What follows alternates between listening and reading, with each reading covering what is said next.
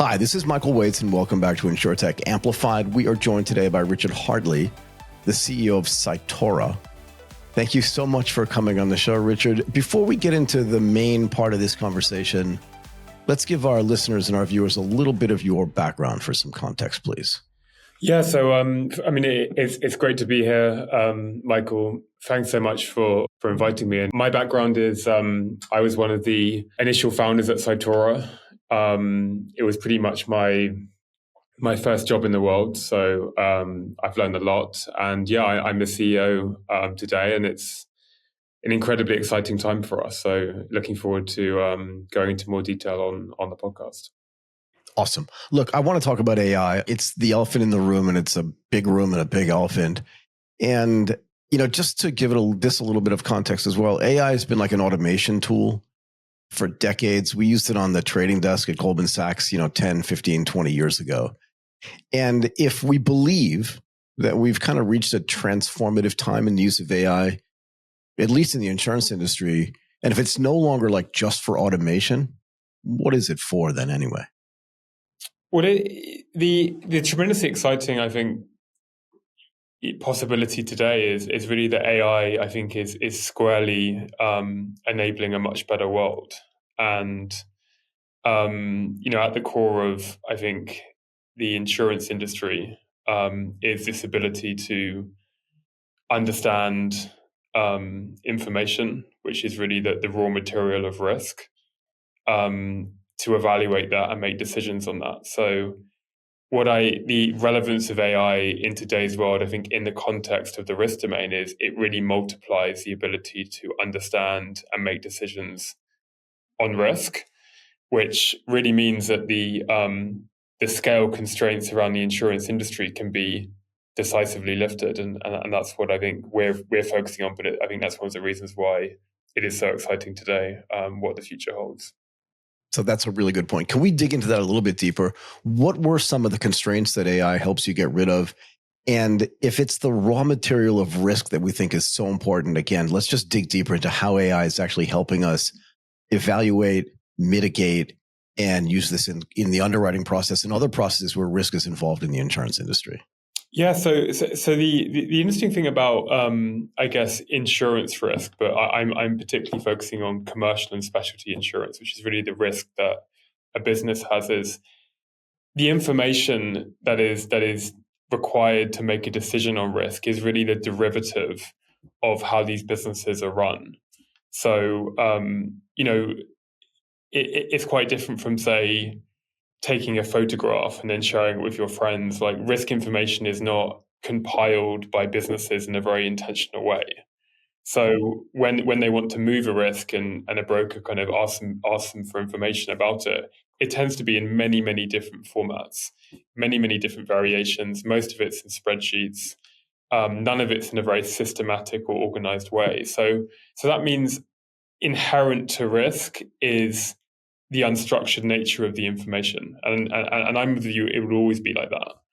And that's been a huge constraint on efficiency, automation, and also the scale possibility of insurance, because whether you're a broker or an insurance company or a reinsurer, what you're confronted with and what you receive in order for you to make decisions on is always highly unstructured, and it inaugurates a very manual process, which absorbs a lot of money and a lot of cost.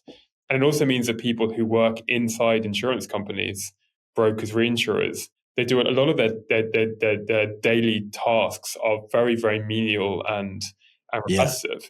So the acceleration of AI and really the inauguration of generative AI means even if the information is highly unstructured and heterogeneous, it can be understood in a very human way, and you can actually automate that process. And that is a big shift, I think, in the world that's happened in the last 2 years. There are just so many interesting things there. I love this idea of the derivative risk, and we can make a differentiation, right, from a sort of simplistic, and I say that in the nicest possible way, like a life insurance policy. You know how old I am. You know the likelihood of how long I'm going to live. Like, this is very structured, very well understood data. But even if I'm running a factory in Thailand in a specific town, and there's a factory right next to mine, if those businesses are creating different products, then the derivative risk that's associated with them could still be completely different, even if those businesses have been around for the same amount of time, the same type of person is running them. The risk associated with those businesses could be completely different. And that's super interesting. Can I ask you about this though? Like, what part of the generative AI goes out and kind of gets this unstructured data and then goes and makes these decisions about risk, right? Because you said it's all in a bunch of different places. It's almost like you're building a bespoke LLM for every business that you have.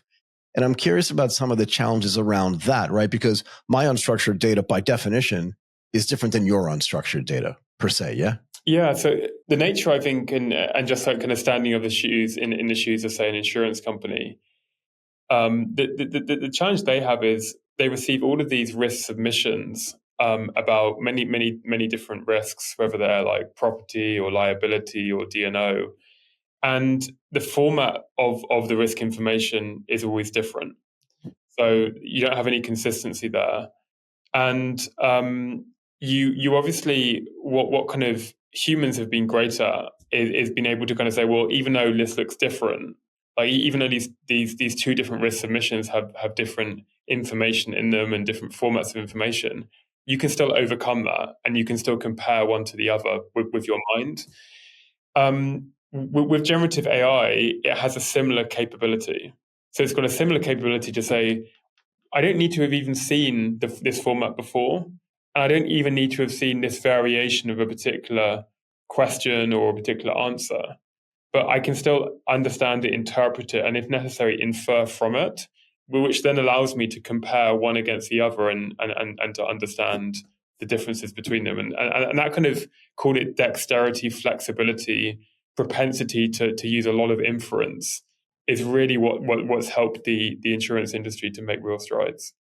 Yeah, and this is interesting too, right? Because it's this dexterity, and I love that word, and the scale. I would have to believe that this is kind of specialty insurance, right? Particularly when it comes to commercial, has been relatively local, if not regional at best, right? Because I kind of need to know enough about that business to connect the dots to other businesses that are similar to it. But this is the scale thing that you were talking about before.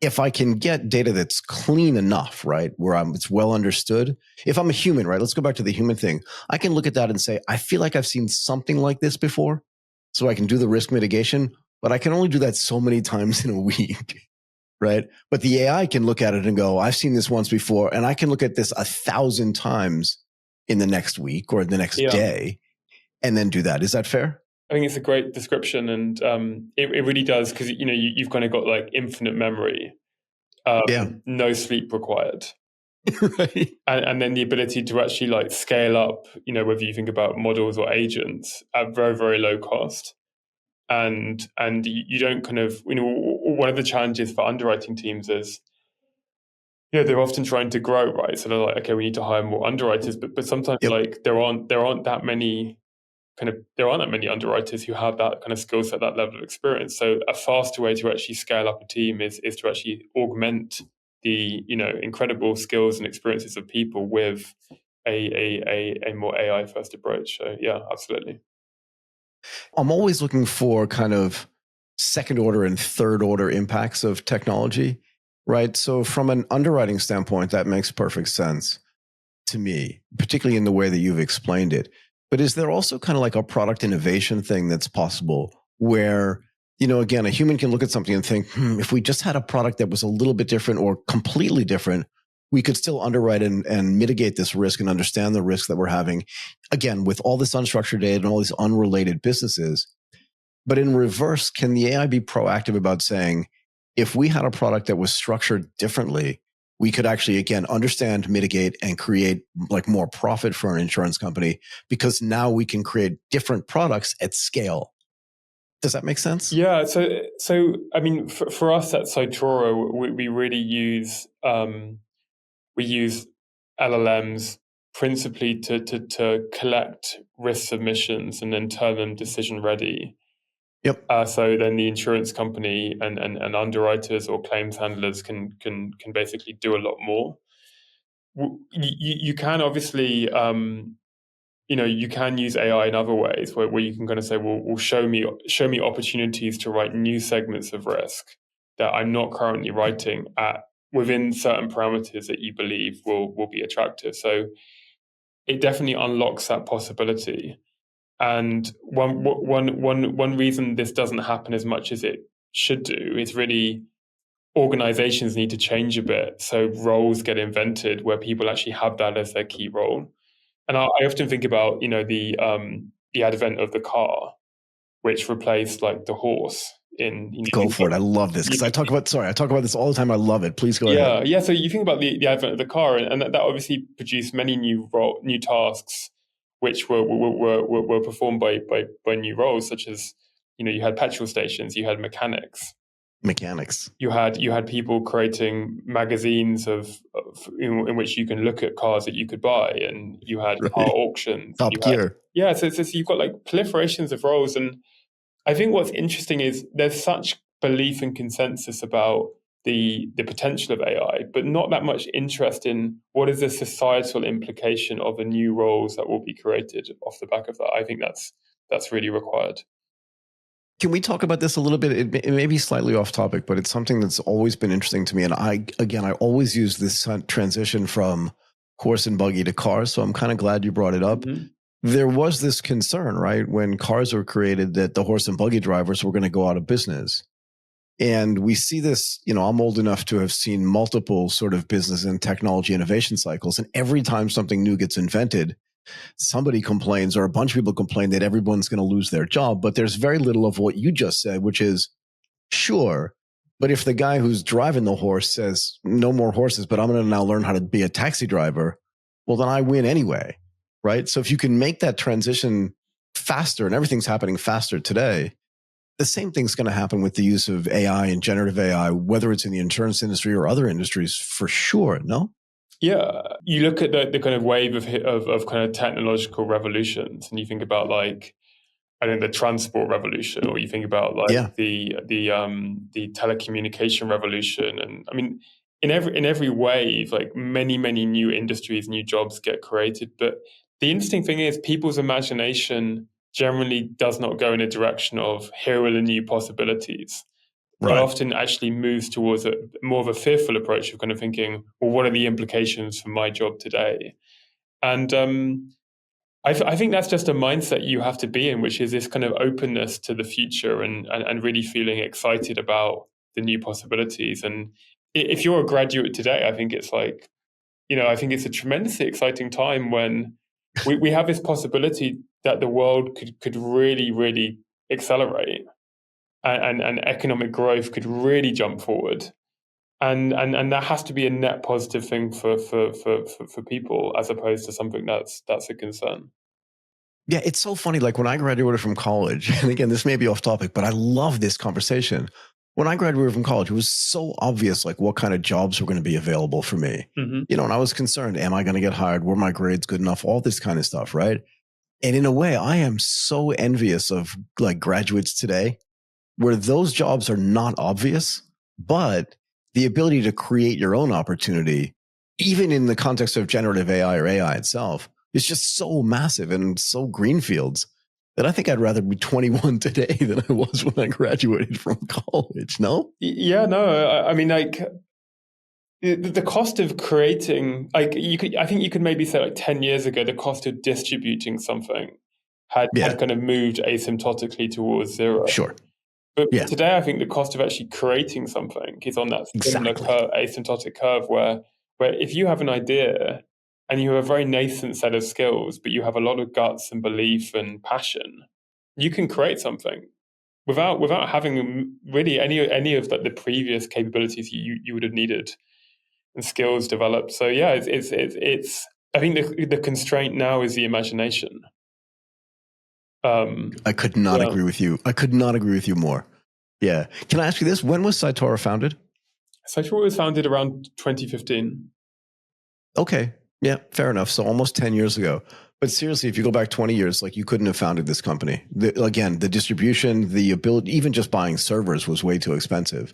But you're right, this asymptotic creation, an opportunity, both on the distribution side, but now on the idea generation side and the ability to create side, just gives you this ability to say, we can create this thing at scale. Let's talk a little bit more about insurance again for a second, if you don't mind. You talked about rolling out LLMs, right? And you're dealing with multiple insurers. How do you think about not commoditizing the product that they get in such a way so that they can still differentiate what they're doing from maybe somebody else that's using the product as well? Yeah. Yeah, so it's a great question. The exciting thing about the insurance industry is you have insurance companies, brokers, reinsurers that are all shapes and sizes. So some of them write very large risks, some write very small risks, some you write specialty risks, some write more homogenous risks. So to accommodate these differences, you need to build something that has a high degree of plasticity, where it can be shaped and formed really by the customers themselves. So the way we have architected our platform is it provides insurance companies unprecedented control to configure the platform themselves and really shape it to their unique view of risk. And for example, like what data fields do they want to digitize? What types of rules do they want to apply? What data sources do they want to integrate to supplement what comes from the broker? And we are completely unopinionated on these points, but we tried to make the platform insanely easy to configure. So you can actually configure the platform in real time without having to write code. And I think that's so important because I think there's so much competitive advantage in being able to shape something really to your view of risk in your particular strategy. Is there a concern on the data side? I just want to get back to this a little bit, right? Because I do think it's super important, right? Like I think that this data is kind of like the lifeblood of, if not only the insurance industry, like all industries, to be fair, but definitely in insurance, right? Where that data really matters. Do you work with some of these companies as well, particularly on the unstructured side, just to make sure that the data that you are actually accessing is clean, if that makes sense, right? Because again, you're having all these different sources, whether it's coming from a spreadsheet or some database somewhere. The input is only as good, the output is only as good as the input, right? We know that. Do you work with them as well to make sure that data is okay? Yeah, like a facet of our platform is what we call quality control or exception management, where they have a console and a team inside the insurer will actually, for particular, say, risk submissions where maybe 2 or 3 fields have a low confidence because our platform is not confident enough to automatically extract or digitize that field. Got it. That actually generates a task for a person who will actually scrutinize the choices, select the right one. And that, going back to the control point, that gives them control to basically automate, to maximize automation, but importantly also maximize accuracy, because it really is a convex optimization. You don't want to optimize one at the expense of the other. So our platform focuses on both. Can I ask you like a little bit of a meta question, if you don't mind? Different. I want to say this the right way. You're using all this generative AI and on all these large language models on unstructured data, right, to help insurers mitigate their risk, particularly on the proposals that they're getting for, can you please insure this thing for me? Do you use some of the same, what's the right word, tactics or skills you've created for external companies to do the same kind of analysis on the stuff that you're creating for yourself, where you have all these tools at your disposal, and to be able to say, hey, is the stuff that we're building the thing that we think that we're building, and have artificial intelligence go look at it to make sure? Do you know what I mean? We really use AI to basically at the core of our product to digitize, like the information that comes in and to turn that decision ready. We do a part of our platform is kind of helping our customers understand how that is performing for them, so they're able to kind of say, well, of my schema, here are the fields that are performing like really, really well. Here are the fields that are performing less well and actually need some level of fine tuning or performance optimization. But it's kind of really in their hands, and our role is to like expose that in a very transparent way to them. And probably the aspect I think is quite unique about Cytora versus other companies is our platform is completely explainable and it's completely white box. So like, it's something that they actually have full control over. Right. as opposed to like us giving them an output, and they're kind of saying, Right. well, okay, we want to make some changes, and we're like, okay, we'll come back in 2 weeks. And like for us, Right. it's like we provide the platform, and they are, you know, predominantly responsible for maximizing the performance of the digitization. In the time that you've been working on these products and rolling them out to, like you said, different types of insurers, different sizes of insurers, different scale, have you seen the people with whom you're interacting change? And I'll give you an example and then tell me if you think that there's an equivalency. You know, when I first joined Morgan Stanley and Goldman Sachs, we sat on a trading desk. Most of the guys and gals that were there, like, probably had an MBA, but they definitely didn't have a PhD. Yeah. And the education that they had was a little bit meaningless in the context of what they were doing when they were making trading decisions. But the more technology and cutting edge technology that we employed, the more likely it was that we started hiring mathematicians, statisticians, and people with, you know, mathematics PhDs, because then they could take the tools that we had and use them in a much more effective way, and frankly, change them a little bit along the way as they got insights based on what those tools were telling them. Are you seeing this as well in the insurance space, if you know what I mean? Yeah, we're definitely seeing more practitioners, which I love, because I really like people who are like in the kitchen, like actually having an Yeah, impact same. on the food, as opposed to more of a kind of, this is what I expect, as opposed to actually really getting their hands on the actual technology and the platform. So I think we are seeing more technologists at the heart of creating value in insurance companies. And I think we're seeing more of, you know, what I know was very core to Goldman Sachs. There would be technologists embedded in trading, basically Absolutely. embedded in trading teams on the trading They floor. were the traders. They Exactly. became the traders. Yeah. Yeah. So I think that kind of, that intersection between technology and actually doing the work is becoming more and more, like, it's very exciting when you think about it, because it's I love only it. when those domains come close I think, did you really, you know, start to realize exciting opportunities. Look, I was a hybrid, right? Because while I did not have a PhD in mathematics, I loved the math, I loved the statistics, and I also loved the tech. So sitting on a trading desk for me was very exciting. As the tech came in, I wasn't like, oh God, this is going to make me lose my job. I was like, I could do 10 times more what I was doing if I actually help build this stuff in a way that makes it more efficient and also more productive, right? So I love it. And I can see this on the insurance side too, right? One of the words used at the beginning of this conversation was scale. These individual manual tasks don't scale. But if you give an underwriter, right, the ability to scale like that, that guy and that gal can do way more risk management, which means they can write more policies that make more money and make the insurance companies like more productive in a way that trading desk did 10 or 15 years ago. That's got to be super exciting, no? Exactly, yeah. And I think it's this mindset of kind of thinking, well, I'm gonna actually do this task, or I'm gonna create this dish in the kitchen. But while I'm doing that, I'm going to optimize that process of doing that. So Right. actually, I can produce it better. I can produce more. And I think when industries get into that mindset, exponential outcomes happen. So, for example, like SpaceX, it's like they do launch the rocket, but they are deeply reflective on the next time they launch that rocket. They want that to be, you know, orders of magnitude like faster, more efficient, and I think pretty much every industry in the world should be in that space now, because the optimization cycle should be really in their control with generative AI. Yeah. But I love this. But you're right. Like previously, I think in insurance, you would have an underwriter or a claims handler whose only mindset would be, I need to actually complete this task.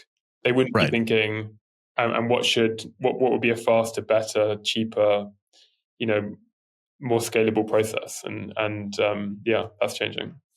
So do you guys get involved at all in the claims? Because you mentioned it as well. Like, are you involved there? And what is the impact of all this stuff that you're doing in claims and fraud in claims and even just processing claims, all that stuff, if you don't mind talking about that as well? So we talked earlier about the kind of the importance of plasticity and the kind of being able to shape something to your particular view of the world. So we actually built our platform initially for underwriting and kind of thinking about onboarding a new business submission, which arrives in an email. It's got many different documents in it. And when we actually demoed this to customers, they were like, well, we want to use this in claims, because in claims we have the same problem. Like we get these claims submission documents, and we get them from many different parties, many more parties than you get in an underwriting process, because you get them from police stations and law courts and so many other parties. When they arrive, we don't know what they are, so we want to automatically classify them. Then we want to digitize them and extract the data from them. And then we want to provide to a claims handler almost like an adjudication-ready claim.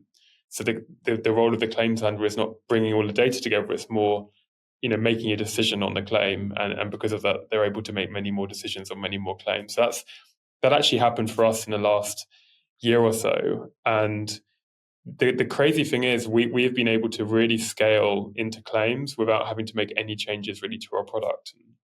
It's very exciting.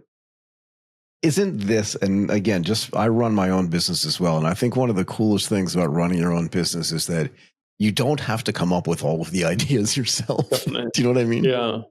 Yeah. No, it's one of the most, it's actually the moments when you feel like happiest is when you've created something with quite, partial information and somehow a customer has pulled something out from your product and it's taking you in a direction that is exactly where you wanted to go, but by yourself you wouldn't have got there. Right. Is there so once that happens, right? Because I've seen this happen to me, and frankly, in the last couple of months, I've seen this happen a few different times where a client has said, we love the way you do this, but you can actually take that thing that you're doing and do this as well. And I was like, okay, but if that's the case, what else can we do with this, right? So once you've seen the flip side, right? Because to be fair, in the insurance business, it's not one for one, but if business submission on the underwriting side, right, is the flip side of a claim or vice versa, yeah, that's relatively straightforward. But now that you've seen that, as a team, are you thinking, how else can we take this tech that we've already built and still use it without changing it so much to do other things along the value chain in the insurance industry? Yeah, my intuition is one of the problems with, the world we live in is people have a very strong sense of social identity. So, you tend to get people to say I'm an optician, I'm a dentist, I'm a CEO. And when you actually think about it, they're not any of those things. No. And really their job is an optician, or their job but when you go to some sort of dinner party, that's what people say. And so I actually think the world is, in many parts of the world, are a lot more similar to one another. but they appear extremely distant domains. And then you get technology which is very intractably built just for one of them. And so that's a realization where I think you really have to almost kind of remove that opaqueness and basically unstrip that layer of quite entrenched identity, and then understand what's actually happening at the heart of the thing, and how can that be solved. Yeah, because to be fair, if business submission, as we said, right, is just the flip side of claim submission and vice versa, even if, and you said, right, people tend to identify themselves in this little box of, I do this thing inside the insurance industry, but the tech itself, if you'll allow me to say, is agnostic, right? Because it's highly dependent on the inputs that it's given. But if you take away the insurance inputs and give it maybe ordering for a chain of restaurants, which is a completely unstructured data with 17 locations and maybe a new location coming in Boston, but still needs to order all these things, that's just business submission for them. How can that technology then get used for things maybe outside the insurance industry, which may be outside this conversation, but still gets back to this idea you were talking about before, this asymptotic association between the distribution, now the idea generation, then the execution on it, and then where can we take it from here? Yeah. Does that make sense as well? It does. And it kind of, some advice I've got in the past is to be very open to possibilities and not to be kind of clenched in this idea of this is the view of the world that exists, but to kind of almost have quite a light relationship with your assumptions and your knowledge, and kind of be open for where those fall down. And it's certainly true. I think that people tend to develop these distinctions in order to distinguish themselves from other people. So it makes sense, and not, I would say, in a positive way, for people to kind of say, well, I'm not an assistant underwriter, but I'm an underwriter, or I'm not an underwriter, I'm a claims handler. And it kind of makes sense in the world just so people can feel that they've achieved something. But it's a different layer than the layer of what really is happening, which is probably actually more, self-similar. And that's where I think you have to look at technology as different from, call it, social status in some way. Yeah, look, one of the things that I like to say and that I continuously learn is, and I've put it in this phraseology, and I'm curious what you think about this. There are things that I definitely know that I know. Yeah. But there are plenty of things that I think that I know, and I'm willing to be convinced otherwise.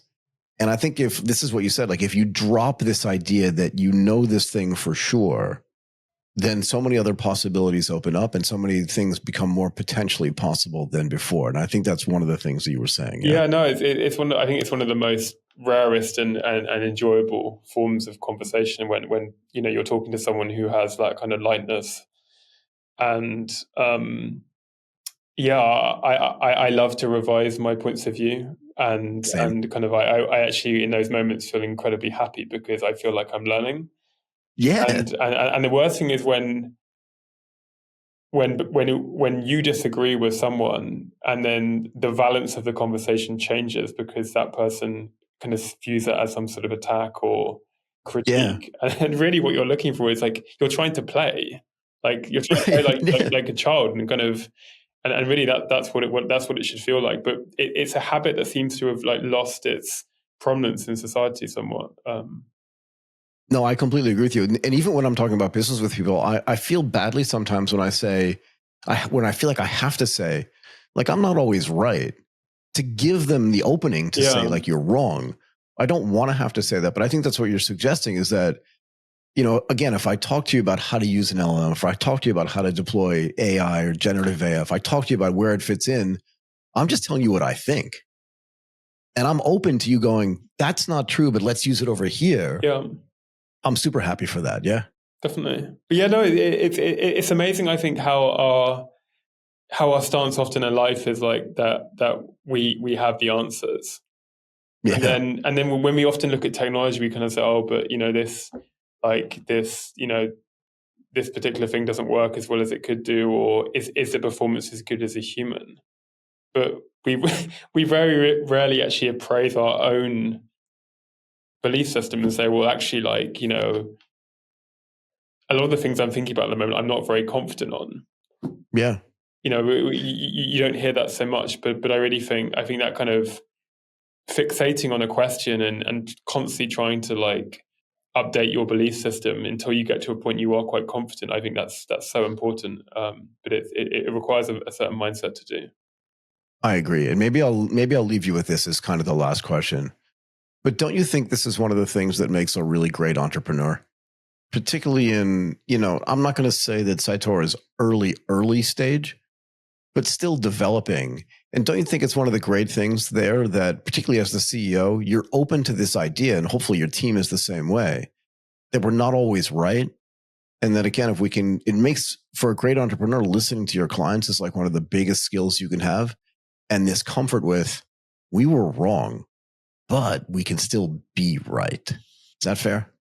It's the aspect I think that's so so important. I think to build a massive company is to have an open relationship with the future and a boldness to change what you're doing until you believe what you're doing is incredibly impactful and solving an incredibly important problem. So you kind of have to have, I think, the courage to do that.